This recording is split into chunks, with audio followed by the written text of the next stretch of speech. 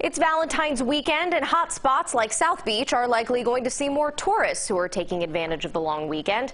But health officials are concerned the new variants of coronavirus in South Florida could lead to more new cases. CBS 4's Jessica Vallejo is live in South Beach with more. Jessica. Well, Carly, it's been some quiet time that we have been seeing a big crowd like this today in South Beach, and many people were not social distancing, but police say they will not be tolerating those violating CDC guidelines. Take a listen.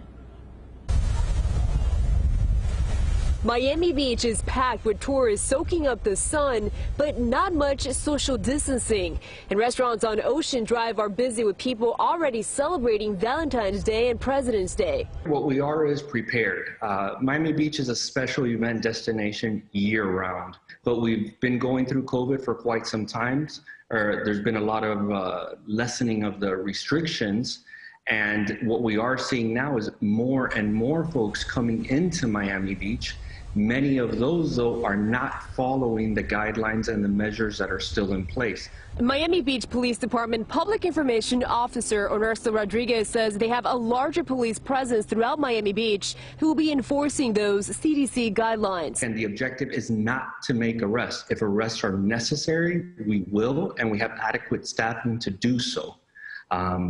But our main priority, safety. Dr. Aileen, Marty, an infectious disease specialist, warning those out and about that we are still very much in the midst of the pandemic. And a reminder that the new variants in the U.S. are more contagious.